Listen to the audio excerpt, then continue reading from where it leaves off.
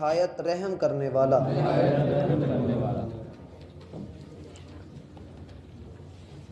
احباب ذی وقار، پچھلی آیات میں اللہ سبحانہ و تعالی نے یکے بعد دیگرے 4 احکامات دیے۔ ان میں جو حکم سب سے زیادہ اہمیت رکھتا ہے ظاہری اعتبار سے وہ یہ تھا کہ آپ کفار اور منافقین کی اتباع نہیں کریں گے۔ اگر آپ نے کفار کی اتباع کی تو آپ راہ راست سے ہٹ جائیں گے۔ سورۃ الاحزاب کے اندر خاصیت یہ ہے کہ اس میں اللہ سبحانہ و تعالی حکم دینے کے ساتھ ساتھ اس کی شناعت کا ذکر بھی کریں گے، یعنی یہ فعل اگر سرزد ہوا تو اس کے نقصانات کہاں تک جائیں گے اللہ رب العالمین ہمارے سامنے وہ بھی رکھیں گے۔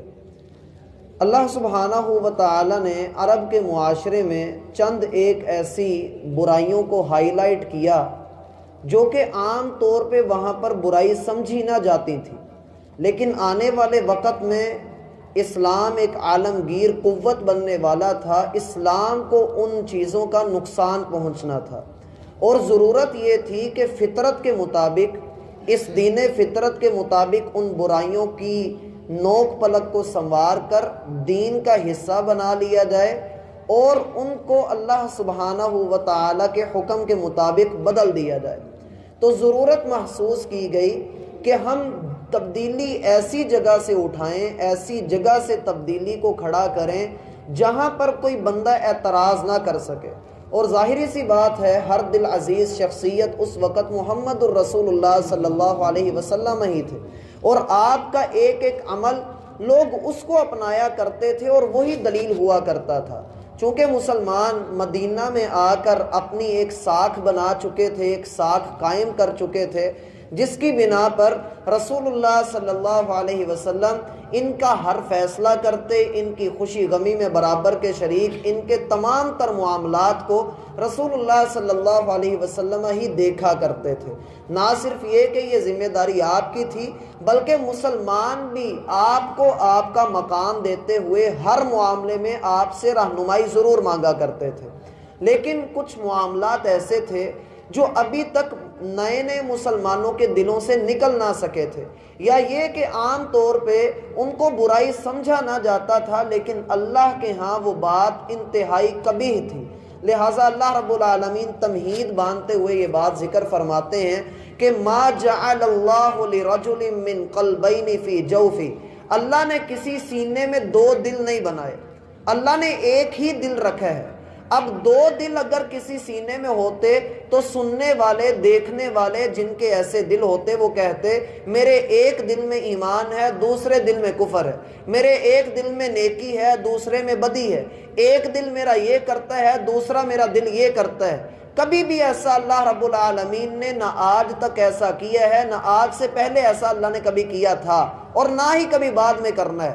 کسی کے پیٹ میں، کسی کے سینے میں اللہ نے 2 دل نہیں رکھے، اللہ نے دل کے اندر ایک، سینے کے اندر ایک دل رکھا ہے، اور وہ دل ایسی چیز ہے کہ اس میں آپ کا ایمان ہوگا یا کفر ہوگا، یا تو حیا ہوگی یا بے حیائی ہوگی، یا فحاشی ہوگی، یا اس کے علاوہ اس کے برخلاف دین کے حوالے سے حیا آپ کے دل کے اندر موجود ہوگی۔ دل کے اندر ایک ہی جذبہ رہے گا۔ اللہ نے کسی کے دل کے اندر 2 جذبے اکٹھے نہیں رکھے، نہ ہی کسی سینے کے اندر اتنی قوت ہے کہ وہ اپنے اندر 2 دلوں کو سمو سکے۔ یہ تمہید باندھی اس لیے کہ تمہارا جو دل کیا اور تم نے وہ کر دیا، اس کے بعد تم اس رشتے کو، اس معاملے کو، اس برائی کو، اس بدی کو، اس نیکی کو جو مرضی سمجھتے رہو، تمہارے منہوں کی باتیں ہوتی ہیں تو ہوتی رہیں، لیکن اللہ کی نظر میں ایسی کوئی بھی بات نہیں۔ جب آپ آگے پڑھیں گے تو آپ کو اس جملے کی سمجھ آئے گی کہ اللہ نے یہ کیوں کہا۔ عرب کے معاشرے میں ایک بڑی بری عادت پائی جاتی تھی جو آج کل ہمارے ہاں بھی موجود ہے۔ اللہ فرماتے ہیں وَمَا جَعَلَ أَزْوَاجَكُمُ اللَّائِي تُظَاهِرُونَ مِنْهُنَّ أُمَّهَاتِكُمْ، جیسے اللہ نے کسی سینے میں 2 دل نہیں رکھے، ایسے ہی اللہ نے تمہاری بیویوں کو تمہاری مائیں نہیں بنایا۔ جیسے اللہ نے ایک سینے میں 2 دل نہیں رکھے، بالکل اسی طرح اللہ نے تمہاری بیویوں کو تمہاری مائیں نہیں بنایا۔ ہوتا کیا تھا لوگ اپنی بیوی کو اپنی ماں کے برابر کہہ دیا کرتے تھے، جاؤ تم آج کے بعد میرے لیے میری ماں کی طرح ہو۔ جیسے آج کل ہمارے بھی کئی بیوقوف اور جاہل لوگ اس طرح کی حرکت کر جاتے ہیں، اپنی بیوی کو کہہ دیتے ہیں کہ تو میرے لیے میری ماں کی طرح ہے، تو میری ماں کی پیٹھ کی طرح ہے میرے اوپر، یعنی آج کے بعد تم میری ماں لگی، میں تیرا کچھ نہیں لگا۔ پہلی بات تو یہ کہ اس طرح کہہ دینے سے کوئی ماں بن نہیں جاتی۔ جیسے اللہ فرما رہے ہیں ما جعل ازواجکم اللائی تظاہرون، شریعت میں اس کو زہار کہا جاتا ہے، شریعت میں اس کو زہار کہا جاتا ہے، وہیں کے ساتھ ہے۔ اللہ نے تمہاری ان بیویوں کو تمہاری مائیں نہیں بنایا جن کے ساتھ تم زہار کرتے ہو، لیکن لوگ یہ کام کیا کرتے تھے۔ اور رسول اللہ صلی اللہ علیہ وسلم کی خدمت اقدس میں بڑا مشہور واقعہ ہے سیدہ خولہ بنت ثعلبہ کا، کہ یہ اللہ کے رسول کے پاس آئیں اور آ کر کہنے لگیں اللہ کے رسول میرے خامد نے مجھے اپنی ماں کے برابر کہہ دیا ہے۔ تو آپ علیہ الصلوۃ والسلام خاموش رہے۔ اس نے کہا اللہ کے رسول میرا کچھ کیجئے، میری تو عمر گزر چکی ہے، بالوں میں چاندی اتر آئی، اب اس عمر میں میرے ساتھ تو نکاح بھی کسی نے نہیں کرنا، لہٰذا میرا کچھ کیجئے۔ سیدہ عائشہ رضی اللہ عنہا بیان کرتی ہیں اللہ کی قسم وہ حجرے میں بیٹھی رہی، وہ ضد کرتی رہی کہ اللہ کے رسول مجھے کچھ بتا دیجئے، کچھ اس کے بارے میں سمجھائیے، میرا مسئلہ حل کر دیجئے، لیکن ابھی اس مسئلے کی آیات نازل نہ ہوئی تھی۔ سیدہ عائشہ فرماتی ہیں تھک ہا کر وہ خاموش ہو گئی، اللہ کی قسم اس کے ہونٹ ہل رہے تھے، اس کی آواز میرے کانوں میں نہیں آ رہی تھی، لیکن آسمانوں کے رب نے اس کی پکار کو سن لیا اور آیات نازل کر دی قد سمع اللہ قول التی تجادلک فی زوجہا وتشتکی الی اللہ واللہ یسمع تحاورکما ان اللہ سمیع علیم۔ یقیناً اللہ نے اس عورت کی پکار سن لی جو اپنے معاشرتی مسئلے میں آپ سے رہنمائی طلب کر رہی تھی، تو اللہ رب العالمین اب آپ کو حکم دیتا ہے کہ الذین یظاہرون منکم من نسائہم ما ہن امہاتہم، وہ تمہاری مائیں نہیں ہیں جن کو تم نے اپنی ماں کہہ دی ہے۔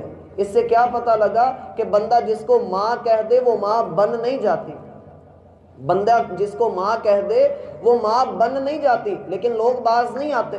اب اس کا حل کیا ہے؟ اس کا حل اللہ رب العالمین نے یہ دیا کہ بھائی جس نے اپنی بیوی کو ماں کہا یا ماں کی طرح کا کہا کہ تم میری ماں کی طرح ہو یا تم میری ماں ہو، دونوں صورتوں میں اس کے اوپر یہ کفارہ ہے کہ وہ 60 مسکینوں کو کھانا کھلائے گا۔ اب لوگوں نے اس کے اندر پسوڑیاں ڈالنی، ایک ہی مسکین کو 60 دن کھانا کھلا دیں یا 60 مسکینوں کو ایک ٹائم میں جمع کر کے کھانا کھلائیں۔ ظاہر ہے جو قرآن کریم کا واضح بیان معلوم ہوتا ہے وہ تو یہی ہے فَإِطْعَامُ 60 مسکینہ، 60 مسکینوں کو کھانا کھلاؤ، تو 60 مساکین کو کھانا کھلانا ہے، 60 دن ایک مسکین کو کھانا نہیں کھلانا۔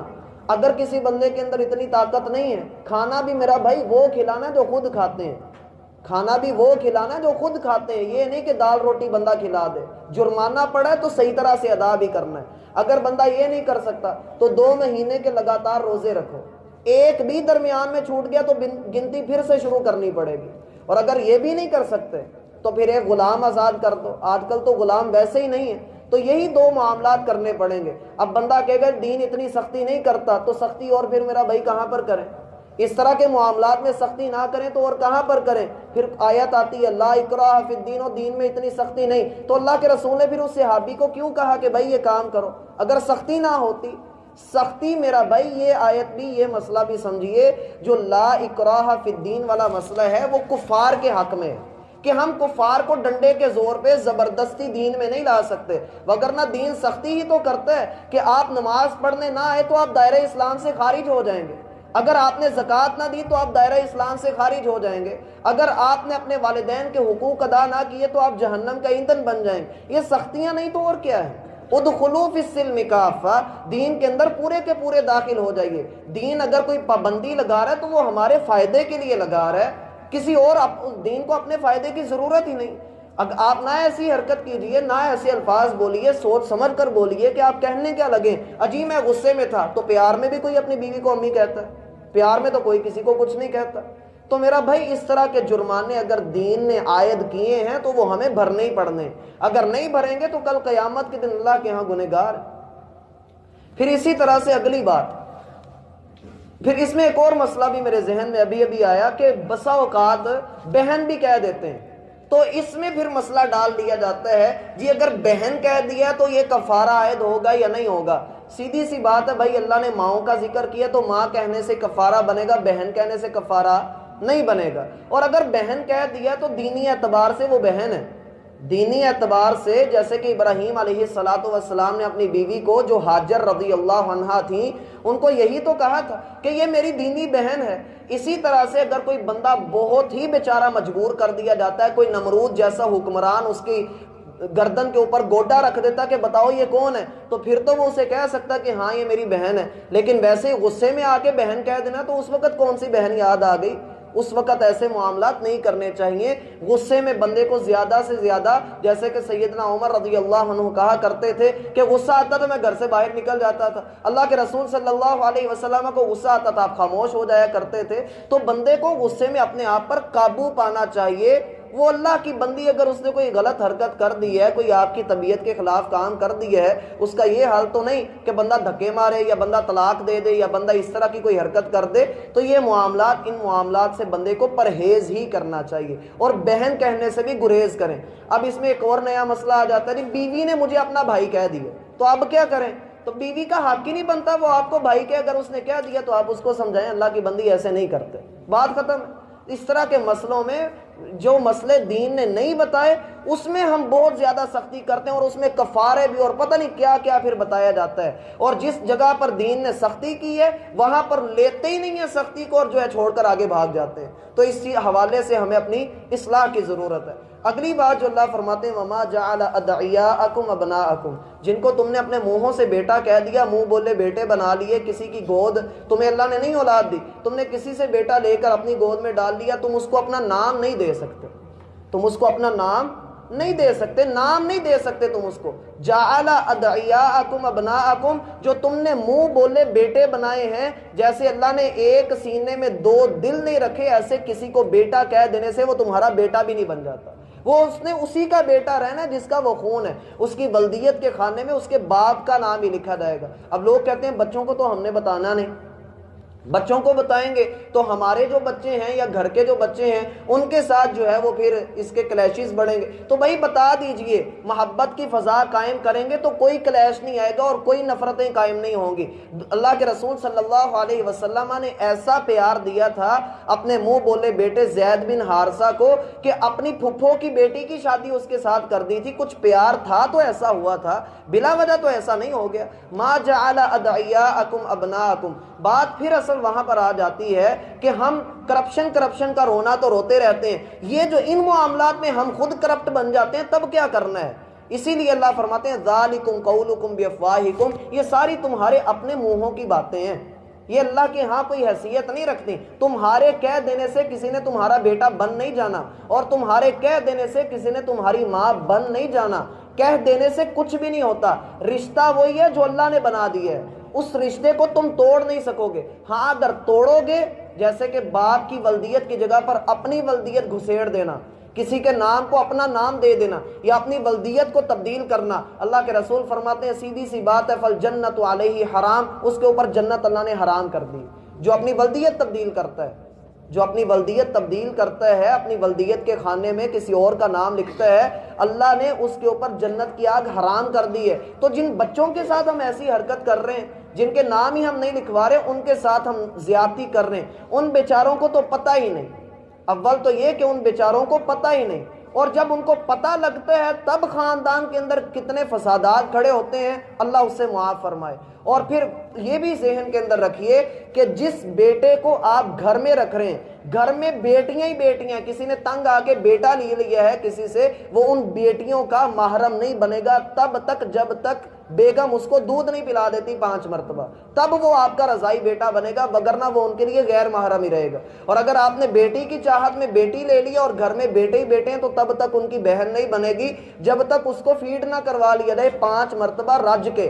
جب ہو جائے گی تب وہ اس کی جو ہے رضائی ماں بنے گی اور ان کی رضائی بہن بنے گی۔ ان مسئلوں کو اچھی طرح سے رکھیے، کیونکہ یہ وہ مسئلے ہیں جن میں ہم بسا اوقات جھول کھا جاتے ہیں۔ بسا اوقات ہم ان میں اپنے آپ کو نرم کر کے بہت بڑے نقصان کو اپنے لیے تیار کر لیتے ہیں۔ ما جعل ادعیاکم ابناکم، اللہ نے منہ بولے بیٹوں کو تمہارے بیٹے نہیں بنایا۔ واللہ یقول الحق، اللہ تو سیدھی بات کرتا ہے۔ وَهُوَ يَهْدِي السَّبِيلَ، اور راستہ بھی تمہیں سیدھا ہی دکھاتا ہے۔ اس لیے سنبھل جاؤ اور جو اللہ سبحانہ وتعالی نے کہا ہے اس کے اوپر عمل کرو۔ تاریخ گواہ ہے کہ لوگوں نے زید بن حارثہ کو، جب اللہ کے رسول نے کہا کہ لوگوں یہ میرا بیٹا ہے، منہ بولا بیٹا ہے، لوگوں نے اسے کہنا شروع کر دیا زید بن محمد۔ لوگوں نے اسے زید بن محمد جب کہنا شروع کر دیا تو اللہ سبحانہ وتعالی نے تبدیلی کہاں سے کروائی؟ جب یہ آیات نازل ہوئیں کہ ایسا نہیں کرنا تو لوگوں کو اللہ کے رسول نے حکم دیا بھائی آج کے بعد اس کو زید بن حارثہ ہی کہنا ہے، تو لوگوں نے اسے زید بن حارثہ ہی کہا۔ پھر کسی نے بھی اس کو زید بن محمد نہیں کہا۔ تو شروع میں بندے کو بسا اوقات مسئلہ ہو سکتا ہے کہ نہیں کیسے کریں گے، کیسے مینیج کریں گے۔ میرا بھائی جس بچے کو آپ نے کل بتانا ہے اسے آج ہی بتا دیجیے، جو چھت کل گرنی ہو اسے آج ہی گرا لیجئے تاکہ آپ اس کی اچھی طرح سے مرمت کر سکیں۔ یہ نہ ہو کہ بندہ چھوٹے نقصان سے بچنے کے لیے بڑے نقصان کو اپنے اوپر جو ہے گرا لے۔ اس لیے بندے کو اللہ کی بات مان کر چلنا چاہیے، پھر اللہ آسانیاں بھی کر دیتا ہے۔ اللہ ہمیں سمجھنے کی توفیق عطا فرمائے۔ نہایت رحم کرنے والا